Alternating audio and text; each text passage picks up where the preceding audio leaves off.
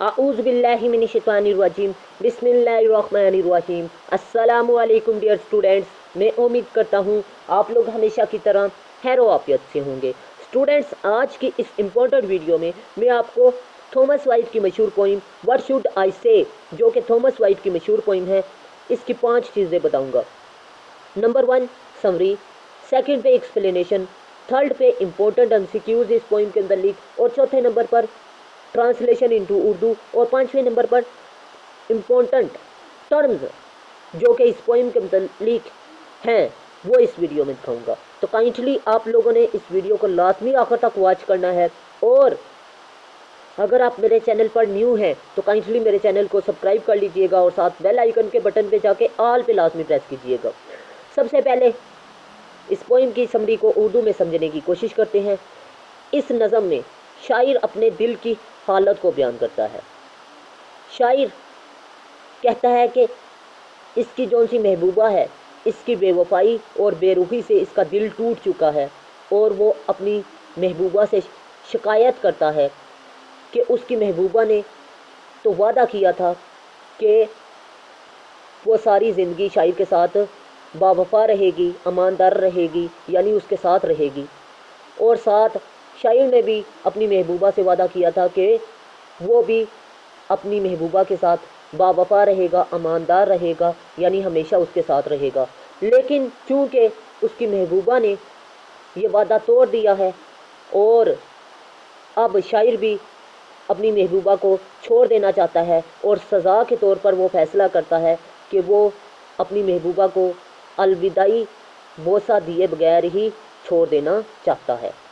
Viewers, अब MCQs की तरफ चलते हैं। सेकंड नंबर पे कि 1503 में पैदा हुए और उनकी मौत 1542 में हुई। फादर ऑफ सोनिट भी कहा जाता है। सोनिट ऐसी नज़म को कहते हैं जो 14 लाइनों पर मुश्तमिल होती है। लेकिन ये जो सी पोइम है, ये कितनी लाइनों पर मुश्तमिल है जी? 28 और 7 लाइनों पर मुश्तमिल स्टैंजा है। अब फर्स्ट स्टैंजे में शायर कहता है जी, व्हाट शुड आई से का मतलब है कहना, मुझे क्या कहना चाहिए। सिंस फेथ इज डेड, जब से मेरा यकीन मर चुका है। एंड ट्रूथ अवे, और सच्चाई नहीं रही। फ्रॉम यू इज फ्लाइट, और ये जो फ्रॉम यू इज फ्लाइट, और भरोसा खो दिया है, जब से तुमने मेरा भरोसा खो दिया है। शुड आई बी लेड, इसका मतलब है जी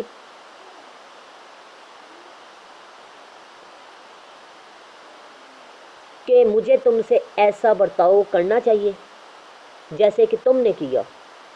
शायर किससे मुखातिब है? अपनी महबूबा से। अब अपोस्ट्रोफी का इस्तेमाल कर रहा है यहाँ पर with double Linnaeus. With double Linnaeus का मतलब है धोखाधड़ी के साथ। ने नहीं, मिस्ट्रेस, मेरी महबूबा, मेरी जान। अब इस स्टैंजे की एक्सप्लेनेशन को समझने की कोशिश करेंगे।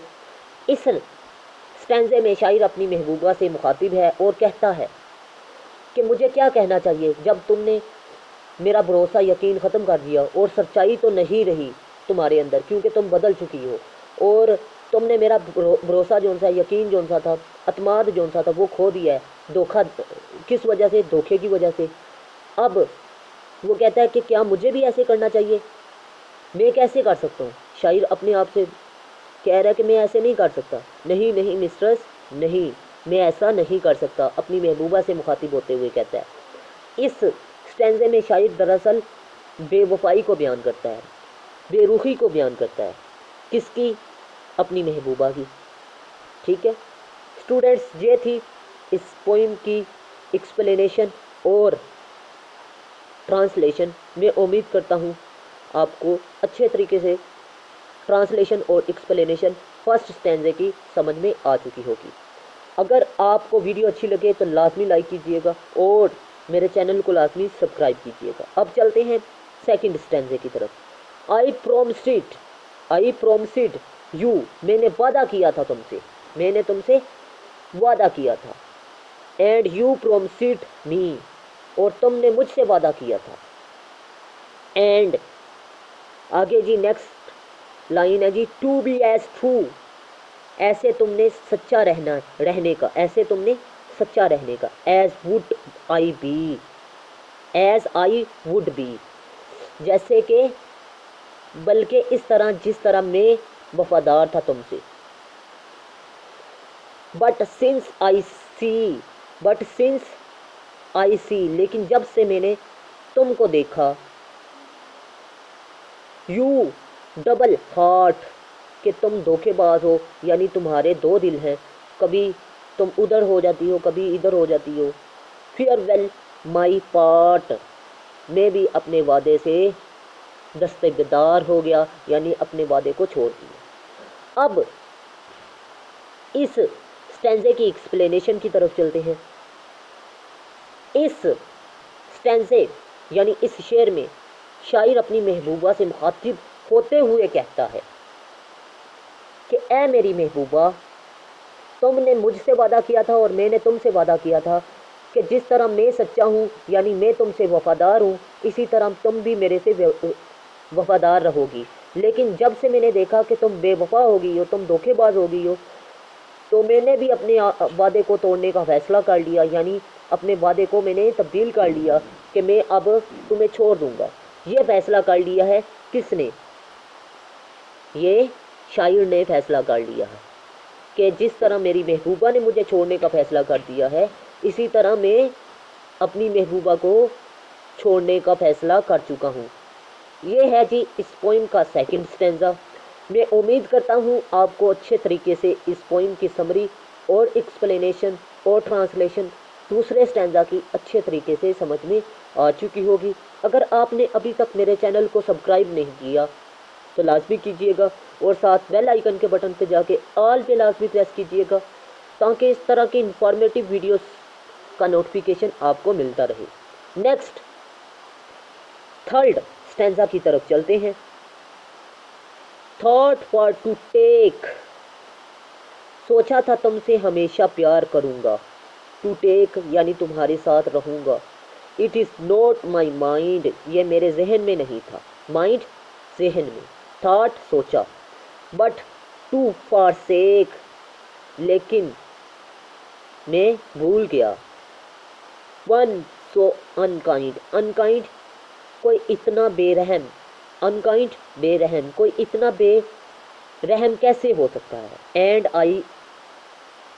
एज आई फाइंड, और जैसा कि मैंने तुमको पाया, सो विल आई ट्रस्ट, इसीलिए मैंने इस पर यकीन कर लिया।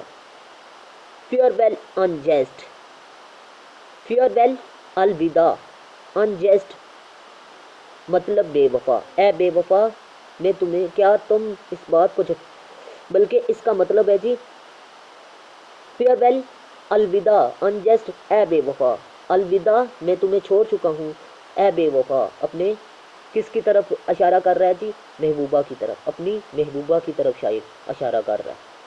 अब इस पोइम की एक्सप्लेनेशन, इस स्टैंजे की एक्सप्लेनेशन को उर्दू में समझने की कोशिश करते हैं।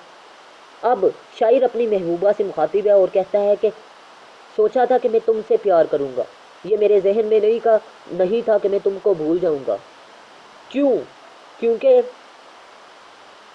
वो उससे बहुत ज़्यादा प्यार करता था।